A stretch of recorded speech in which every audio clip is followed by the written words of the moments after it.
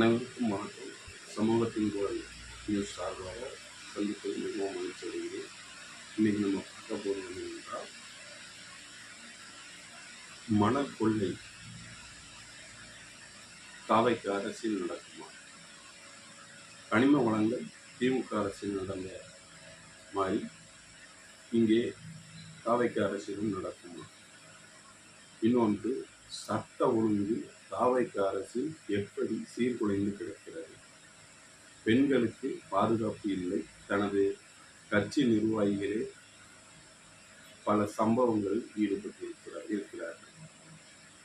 மேலும்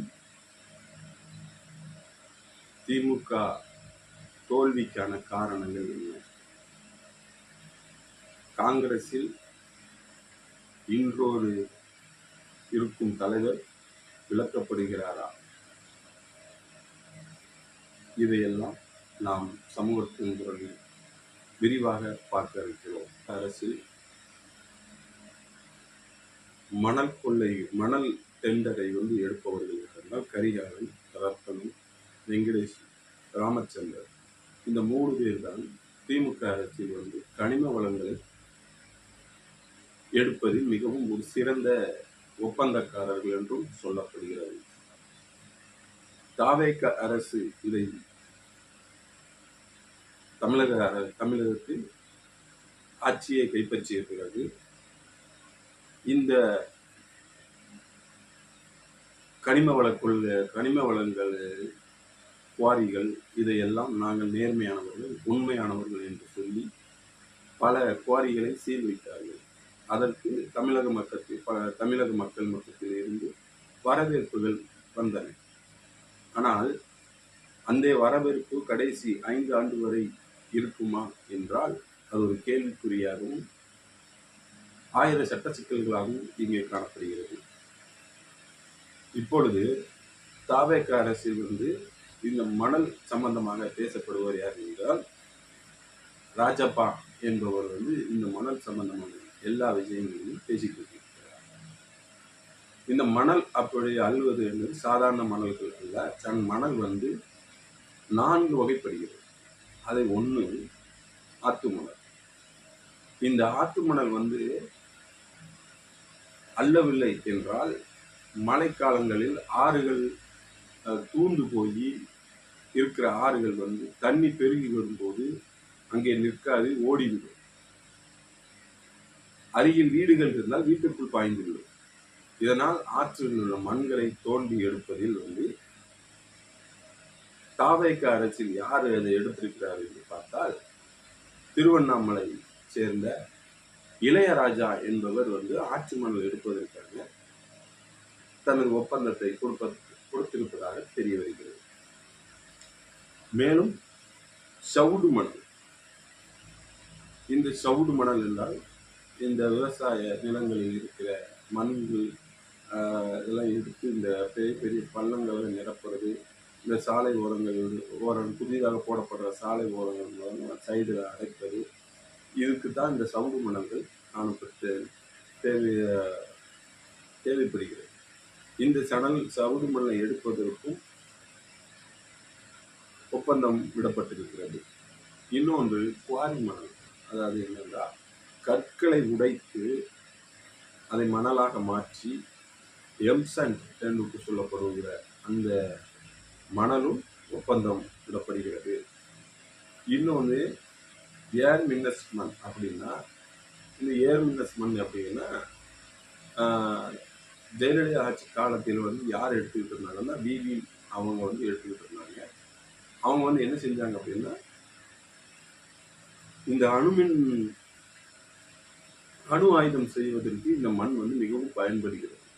இந்த மண்ணை ஈரானுக்கு ஜெயலலிதா ஆட்சி காலத்தில் அனுப்பியதாகவும் ஒரு பெரிய குற்றச்சாட்டு விவியின் மீது எழுந்தது. இந்த மண் எங்க கிடைக்கிறதுனா ஆற்றுப்படுவோர் வரையில் தாது மணல் மாதிரி கிடைக்கிறது. இந்த மண் எடுப்பதற்கும் நடக்கிறது.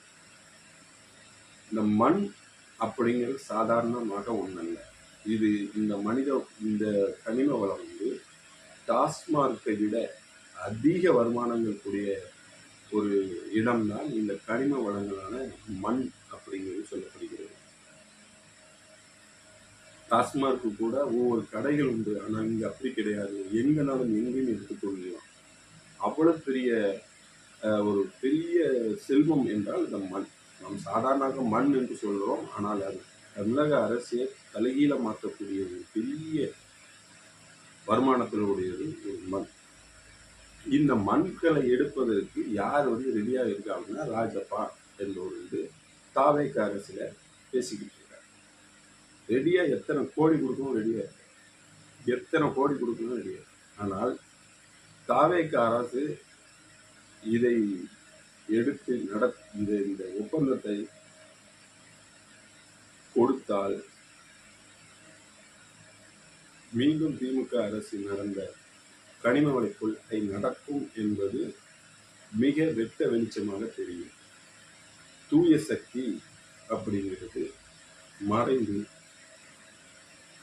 ஊழல் சக்தியாகவும் மாறுவதற்கு அதிக வாய்ப்பு இருக்கிறது. மேலும் டாஸ்மார்க் அரசு நிறுவனங்கள் கொண்டு வருகிற டாஸ்மார்க், ஜெயலலிதா ஆட்சி காலத்தில் கொண்டு வருகிற அரசுடமையாக்கப்பட்ட டாஸ்மார்க்குகள் அனைத்தும் மூடப்படுகிறது என்ற ஒரு தகவல் உண்டு. இந்த டாஸ்மார்க்கில் பதிலாக தனியாரிடம் ஒப்படைக்கப்படுகிறது. அப்போ அந்த பார் என்னவென்றால் கேஷியோ பார், மதுபான பார், இது என்ன ஆகுது அப்படின்னா தனியாரிடம் ஒப்படைக்கப்படுகிறது.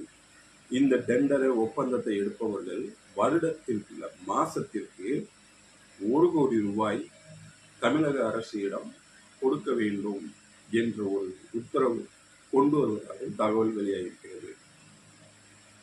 அப்போ அரசுடையமாக்கப்பட்ட ஜெயலலிதா ஆட்சி காலத்தில் கொண்டு வரப்பட்ட அனைத்துமே இங்கே முடக்கப்படுகிறதா என்றால் அது நிச்சயம் முடக்கப்படுகிறது. இந்த ஒப்பந்தம் எடுப்பவர்கள் நேரடியாக மதுபான ஆலைகளிலே ஒப்பந்தத்தை போட்டுக்கொள்ளலாம் என்ற செய்தியெல்லாம் வெளியாகி இருக்கிறது.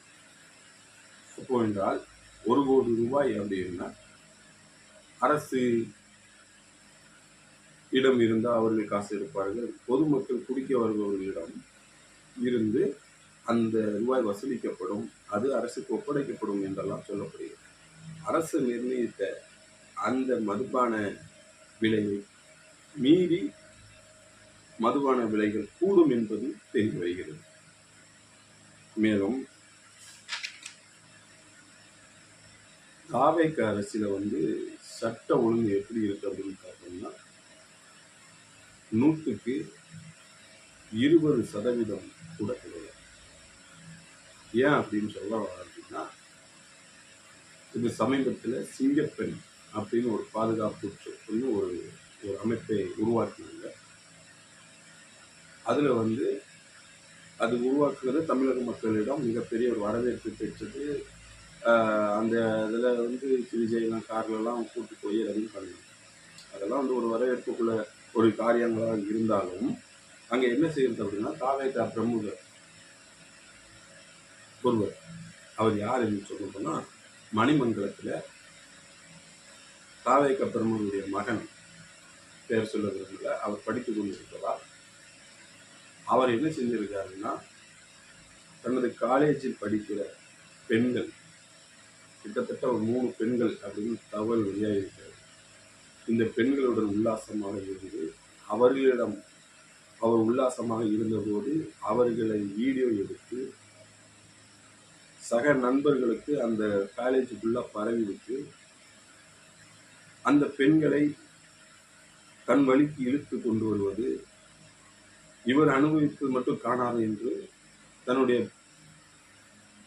சக மாணவர்களுக்கும் அவர்களை இது பண்றது, வற்புறுத்துறது, இப்படியெல்லாம் நடந்திருக்கு.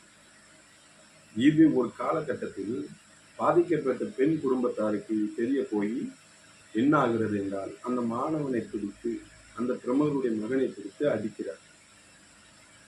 இது காவல்துறைக்கு தெரிய காவல்துறை அந்த பையனை மிக கச்சிதமாக செக்யூரிட்டியாக கொண்டு போய் காவல் நிலையத்தில் வைத்து வருகிறார்கள். அடிக்கும்போது அதுல ஒரு பாதிக்கப்பட்ட பெண்ணுடைய உறவினர் ஒரு ரவுடியா இருக்கிறதுல அவர் ஒரு கத்தியை வச்சு ஒரு கோடு போட்டிருக்காரு அந்த பையனை. அப்போ காவல்துறை என்ன செய்யுது, அவனை செக்யூரிட்டா கொண்டு போய் வச்சு அவன் மேல ஒரு வழக்கு கிடையாது. இந்த பையனுக்கு சப்போர்ட்டா யார் வராங்க அப்படின்னா 2 அமைச்சர்கள் வராங்க.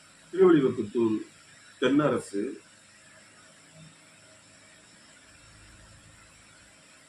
தாம்பரம் எம்எல்ஏ சரத். எடப்பாடி ஆட்சி காலத்தில் பொள்ளாச்சி பாலியல்ங்கிறது தமிழகத்தையே உலுக்கியது.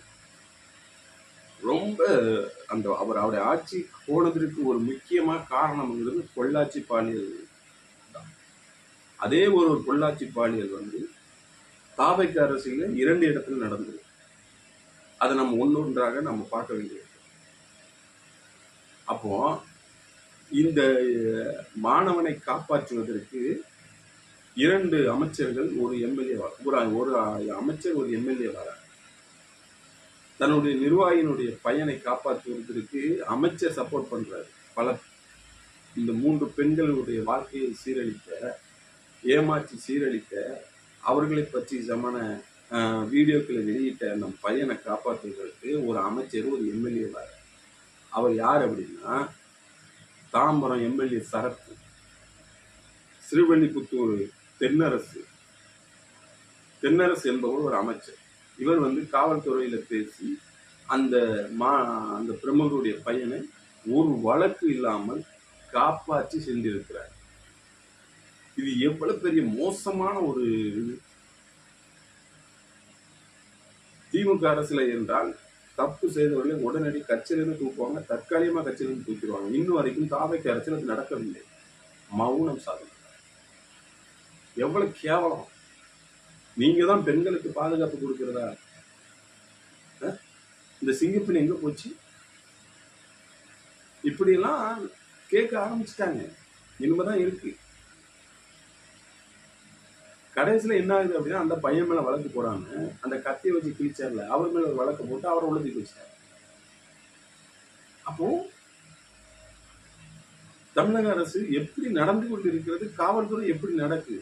ஆளும் அரசுக்கு சாதகமாக காவல்துறை நடந்து கொண்டிருக்கிறது.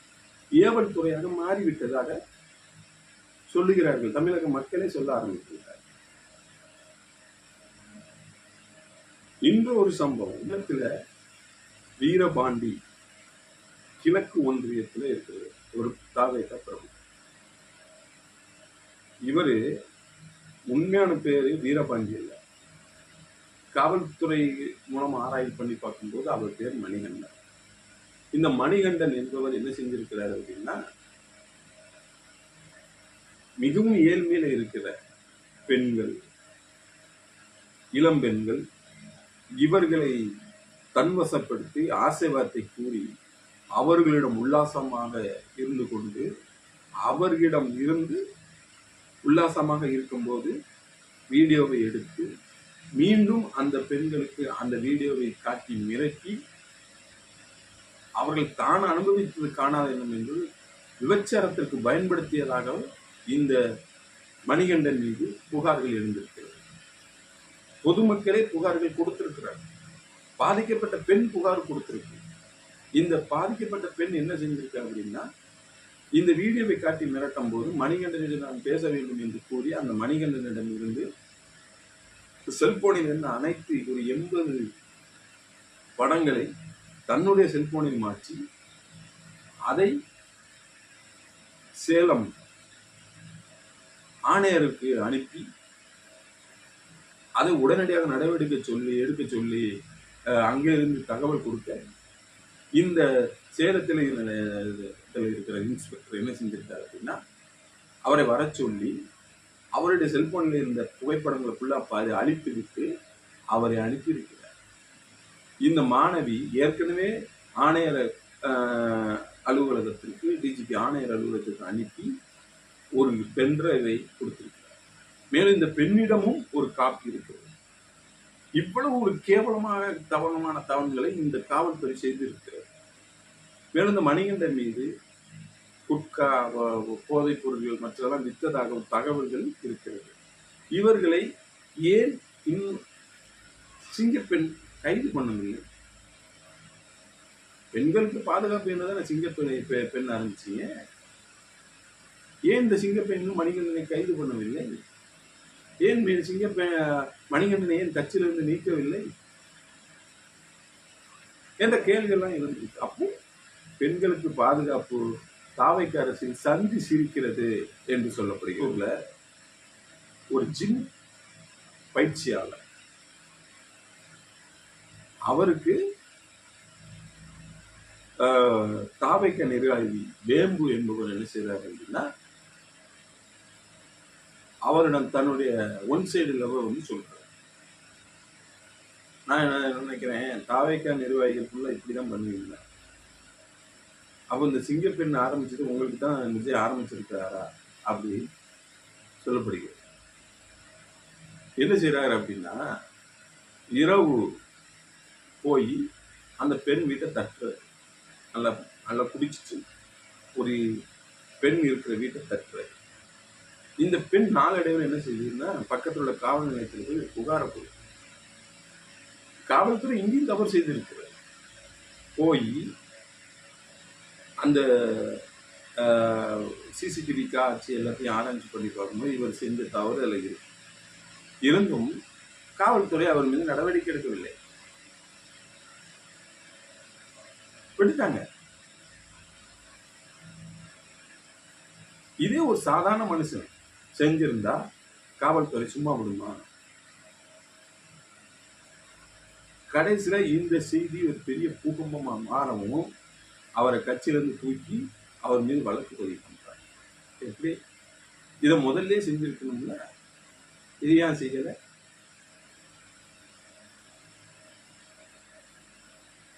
அதாவது ஒன்னொன்னா நம்ம சொல்றோம்னா இது சட்ட ஒழுங்கு சீர்குலைவு.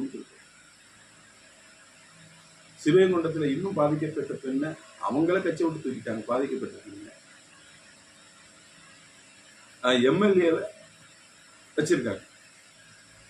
இதெல்லாம் கோர்ட்ல போட்டா எம்எல்ஏ பதவி காலியாகும். தாவேக அரசினுடைய நிலைமை ஒரு எம்எல்ஏ காலியாகிற சூழ்நிலைக்கு வந்துடும். இவ்வளவு கேவலமா இருக்கு சட்டம் ஒழுங்கு, பெண்கள் பாதுகாப்பு எல்லாத்திலுமே கேவலமான ஒரு அரசாக செயல்படுகிறது. நான் சொல்லல, ஏன்னா ஒவ்வொரு ஆதாரங்களையும் ஒவ்வொரு இதையும் உங்களுக்கு நான் சொல்லிக் கொண்டுதான் சொல்லுகிறேன்.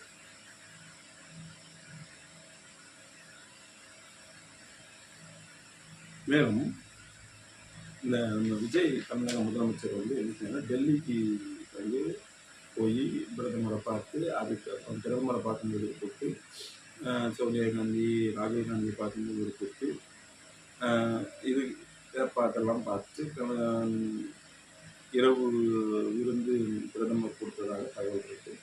அங்கே எல்லாமே இருக்கு. இங்கே போய் என்ன நடந்திருக்குன்னா, தமிழகத்தில் வந்து புரட்சி தலைவி அப்படின்னு சொல்லி எம்ஜிஆருடைய ஜெயலலிதாவுடைய அந்த நேமை வந்து தாவைக்கால் பெறுபவர் யார் என்றால் திரிஷா. இந்த திரிஷா மூலமாக தான் டெல்லி லாபி நடந்திருக்கு. யாரை யாரை சந்திக்கணும், யாரை யாரை பேசணும், என்னென்ன செய்யணும் எல்லாமே திரிஷா மூலம்தான் விஜய்க்கு டெல்லியில லாபி கிடைக்கிறது. இந்த திரிஷா யார் என்றுன்னா, ஒரு தமிழகத்தில் நமக்கு தெரிஞ்சது நடிகை. ஏன்னா அவருடைய சொந்தக்காரர் யார் என்று பார்த்தால் ஒரு RSS சம்பந்தப்பட்டமான ஒரு என்று சொல்லப்படுகிறது. விஜய் ஆட்சிக்கு வருவதற்கு மிக அதிகமாக உழைத்த ஒரு பெரிய ஐடி வில்லிங் எது என்று பார்த்தால் விவேகானந்த பேர் கொண்ட ஒரு ஐடி வில்லிங். இந்த ஐடி வில்லிங்கை யார் நடத்துறாங்கன்னா RSS. இதில் முக்கியமான இம்பார்ட்டன்ட் பெற்றவர் யார் என்று பார்த்தால் குருமூர்த்தி அவர்கள் இம்பார்ட்டன்ட். இந்த குருமூர்த்திக்கு இம்பார்ட்டன்ட் யார் என்று நம்ம பார்த்தோம் அப்படின்னா BL சந்தோஷ். இந்த BL சந்தோஷுக்கு யாரு அப்படின்னு பார்த்தா எப்படி லைன் வருது பாருங்க. RSSல முக்கியமானது குருமூர்த்தி, அப்ப BL சந்தோஷ். BL சந்தோஷுக்கு சொந்தமானது யார் என்று பார்த்தா இப்படி அந்த லைன் கோடு அப்படி வருது. அதான் ஒரு இதை சொன்னாங்களா, பிராமண கடப்பாறை எடுத்து திராவிட கோட்டையை இடிப்போம்னு ஒரு இது சொன்னாங்க. அது இப்போது நடந்து கொண்டிருக்கிறது. விஜயின் மூலம் இப்போது நடந்து கொண்டிருக்கிறது என்று சொல்லப்படுகிறது. RSS உடைய ஒரு இது என்னவென்றால், தமிழகத்தில் 2 திராவிட கட்சிகளும் இருக்கக்கூடாது. ஒன்று திமுக இருக்கக்கூடாது, இன்னொன்று அதிமுக அழிச்சிடும். இதை அழிப்பதற்கு ஒரு முக்கியமாக அழிப்பது யாருன்னு பார்த்தால் தாவேகா கட்சி தான். இந்த தாவேகா கட்சி என்ன செஞ்சிருக்கிறது என்று பார்த்தோம்னா, சிறுபான்மையினுடைய ஓட்டு, தலித்து ஓட்டு, இந்த ஓட்டை ஃபுல்லா தன்வசம் கொண்டு வருவதற்கு மிக ஒரு சிறந்த ஒரு இதாக இருந்தது. இதனால்தான் திமுக அரசு தன்னுடைய வெற்றி வாய்ப்பை இழந்தது என்று சொல்லப்படுகிறது. இந்த முழுக்க இந்த சப்போர்ட் பண்ணது யாருன்னா RSS சம்பந்தமான ஒரு ஐடி வெளி. நாங்கள் நம்ம சேனல் சம்பந்தமாக எதுவுமே நம்ம சொல்லலாம். இது கிடைத்த தகவலை உங்களுக்கு நாம் கொடுக்கிறோம். மேலும் 12ஆம் தேதி டெல்டா பகுதி மக்களுடைய நெஞ்சில் நெஞ்சில் ஒரு பால் வார்க்கிற ஒரு நாள். காவேரி ஆறை திறந்து வைப்பாங்க. டெல்டா மக்களுடைய நெல் விளைச்சலுக்கு, விவசாயம். ஆனால் நம்முடைய தமிழக முதலமைச்சர் எங்க செஞ்சிருக்கிறார் பார்த்தா, டெல்லியில ஒரு கோயில் போய்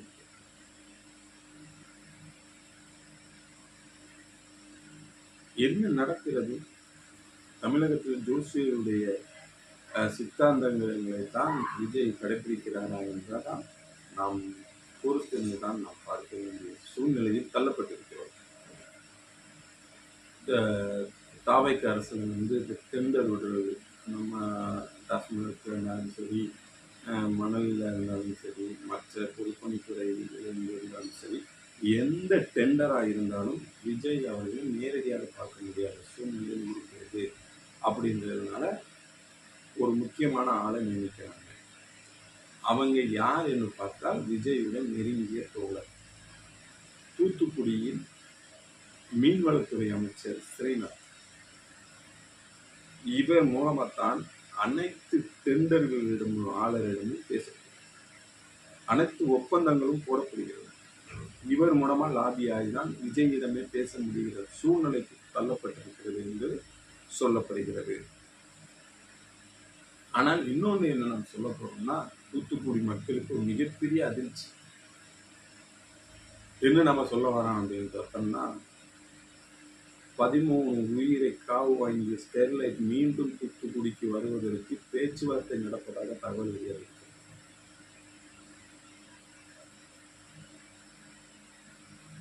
இங்கே லாபி நடக்கல, டெல்லியில நடந்து பேச்சுவார்த்தை நடந்ததாக தகவல் வெளியாகிருக்கிறது. ஸ்டெர்லைட் மீண்டும் வரும் என்று ஒரு தகவல் வெளியாகிருக்கிறது. அதை நாம் பொறுத்திருந்துதான் பார்க்க வேண்டும். இன்னும் அதை பற்றியான செய்திகள் இன்னும் நமக்கு தெளிவாக கிடைக்காததுனால அதை நாம் பதிவிட முடியாது. அதனால தூத்துக்குடியில் மீண்டும் ஸ்டெர்லைட் வருவதற்கு அதிக வாய்ப்பு இருக்கிறது. அதற்கு சம்பந்தமான அனைத்து பேச்சுவார்த்தைகளும் நடந்து எப்படி தோற்றது அப்படின்னு சொல்லி ஒரு குழு ஆரம்பிச்சு. அந்த குழுல 38 பேர் இருந்தாங்க. அந்த 38 பேர்ல 19 குழுவாக பிரிச்சாங்க. ஏன் தோற்றது, திமுக இவ்வளவு செய்தும் ஏன் தோற்றது அப்படின்னு ஒரு குழு இன்னைக்கு அந்த அறிக்கையை கொடுத்திருக்கு. அந்த குழு கொடுத்த அறிக்கையை நம்ம பார்த்தாங்கன்னா மிக ஷாக்காக இருக்கு. முன்னாள் அமைச்சர்கள், அதாவது திமுக அரசில் இருந்த முன்னாள் அமைச்சர்கள் மக்களை விட்டு விலகி இருந்தார்கள். மக்கள் சம்பந்தமான எந்த ஒரு இதிலும் நடவடிக்கையிலும் அவங்க ஈடுபடவில்லை. மக்கள் வேறு, அமைச்சர்கள் வேறு, கட்சி வேறு என்று இருந்ததுனால தான் திமுக அரசு தோற்றதாக இது ஒரு பயனாக சொல்லப்படுகிறது. மேலும் மகளிர் உரிமை தொகை, இந்த மகளிர் உரிமை தொகையில 1,30,00,000 பெண்களுக்கு திமுக அரசில் 1000 ரூபாய் வழங்கப்பட்டது. ஆனால் இந்த மகளிர் உரிமை தொகை கொடுத்ததே திமுக அரசு தோல்விக்கு காரணம் என்று இந்த குழு சமர்ப்பிக்கிறது. அப்படி ஏனென்றால் மகளிர் தொகை வராத பெண்கள் விரக்தியில் விசிலுக்கு வாக்களித்ததாக தகவல் வெளியாகி அந்த குழுவும் கொடுத்திருக்கு. 2, சொந்த கட்சிக்காரர்களையே திமுக காரர்கள் மதிக்கவில்லை.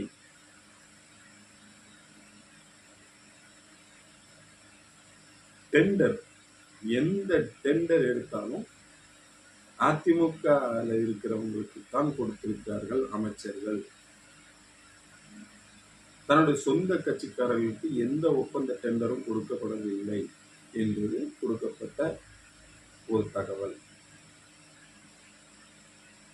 மேலும் சேகர் பாபு அறநிலைத்துறை அமைச்சராக இருந்தார். அவர் இந்து கோயில்களில் மிக மோசமாக நடந்திருக்கிறார்கள். ஸ்டாலின் நடக்கிறார், அமைச்சர் ஒரு சிறப்பு தரிசனத்திற்கு ஒரு சீட்டு ஒரு வெற்று வாங்கினா கூட சேகர் பாபு கொடுக்க மாட்டார். நான் சொந்த கட்சிக்காரன் போய் கேட்டாலும் கொடுக்க மாட்டார். அப்படி இருந்ததுனாலேயே திமுக தோற்றதற்கு ஒரு காரணம் சொல்லப்படுகிறது. திமுகவில் இருந்த இளைஞர்களே தாவேகாவிற்கு வாக்களித்ததாகவும் சொல்லப்படுகிறது. திமுகவில் உள்ள நிர்வாகிகளுடைய குடும்பத்தில் உள்ள இருந்த இளைஞர்கள் விசிலுக்கு வாக்களித்ததாகவே சொல்லப்படுகிறது. இது ஒரு தகவல். இன்னொன்று, அந்த ஆய்வு கூட்டத்தில் அந்த தேர்தலுக்கு முன்னால் ஒரு குழு ஒரு சந்திப்பு, அதுல விஜய் முன்னேறி வந்து கொண்டே இருக்கிறார், விஜய் ஒரு அலையை கொண்டு வரப் போகிறார், விஜய் செய்வதற்கான அளவு இருக்கிறது, அவருக்கு கூட்டம் சேர்கிறது, நாம் அதை கண்ட்ரோல் பண்ண வேண்டும், அவர்களை அட்டாக் பண்ண வேண்டும், அவருடைய போட்ட வேட்பாளரை நாம் அட்டாக் பண்ண வேண்டும் என்று இந்த ஆய்வுல கொடுத்த போது திமுக அரசு காதிலே கேட்டது. அவன் என்ன செஞ்சிருவான். இப்படி இருந்தது திமுக தோற்றதற்கான காரணம் என்று சொல்லி பரப்புரையிலும் சரி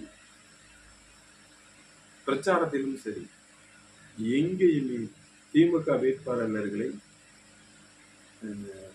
தாவேக வேட்பாளர்களை திமுக வேட்பாளர்கள் அட்டாக் பண்ணி பேசவே இல்லை. அவர்கள் செய்த குற்றங்களை வெளியே கொண்டு வரவே இல்லை. இவர்களுக்கு தெரிஞ்சது அதிமுக காரன் திமுக பேசுவோம், அதிமுக பேசுவோம். ஆனா இந்த இடையில ஒரு இருப்பாங்கிறத இந்த 2 கட்சியும் மறந்துச்சு.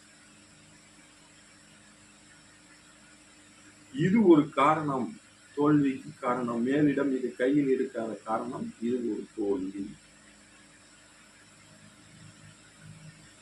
பாதி வேறு விசில் வாக்களிச்சு, இது எவ்வளவு பெரிய ஒரு இதா இருக்கு. இது சமைச்சிருக்காங்க. இதெல்லாம் ஒரு அந்த குழு கொடுத்துருக்கு. நம்ம கட்சிக்காரங்களுக்கு குடும்பத்தில் உள்ளவங்களே கொடுத்துருக்காங்க, விஜய்க்கு வாக்களிச்சிருக்காங்க அப்படின்னு சொல்லுவாங்க. இது எப்படி சொல்லணும்னா, அதிமுக சிவசண்முகம் எப்படி அதிமுக அழிக்கிறது, என்ன செய்யணும், இதெல்லாம் அவர் பார்த்துக்கிட்டு இருக்கிறார். அவர் அவர்லாம் சொல்ல போனா ஓபிஎஸ் எல்லாம் பல அட்டாக் பண்ணாரு. இன்னைக்கு அவருடைய நிலைமை என்ன?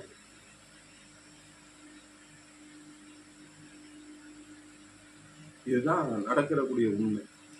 இன்னொன்று, காங்கிரஸ் தலைவர் மாற்றப்படுகிறார். மிக விரைவில் காங்கிரஸ் தலைவர் மாற்றப்படுகிறார். செல்வ பெருந்தகையை எடுத்துவிட்டு மாணிக்க தாக்கூரை மாநில தலைவராக கொண்டு வருவதற்கு அதிக வாய்ப்பு இருக்கிறது.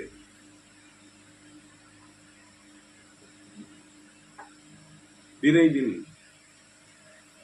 ஒருவேளை மாணிக்க தாக்கூரை காங்கிரஸ் மாநில தலைவராக கொண்டு வந்தால் செல்வ பெருந்தகை கட்சியை உடைத்துவிட்டு அவர் தனி கட்சி அமைப்பதற்கு இந்திய தேசிய தமிழக காங்கிரஸ் கட்சி என்று ஆரம்பிப்பதற்கு அதிக வாய்ப்பு இருக்கிறதாக தகவல் வெளியாகிறது. எனவே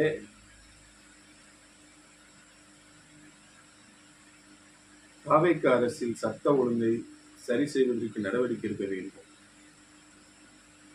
திமுக அரசில் தோல்விக்கான காரணங்களை இந்த குழு கொடுத்ததை மேலிடம் பரிசீலனை செய்து அதற்கு தகுந்த நடவடிக்கை எடுக்க வேண்டும். இந்த தோல்விக்கான காரணங்கள் யாரா இருந்தாலும் அவர்களை கட்சியிலிருந்து தூக்க வேண்டும். இதையெல்லாம் திமுக செய்யவில்லை என்றால் திமுக வருங்காலங்களில் அழிவதற்கான காரணம் இல்லை. மேலும் தாவேக்க அரசில் பாதிக்கப்பட்ட பெண்களுக்கு நிவாரணம் வழங்க வேண்டும் என்று சொல்லப்படுகிறது. நன்றி, வணக்கம். நமது சேனலுக்கு தொடர்ந்து ஆதரவு தாருங்கள்.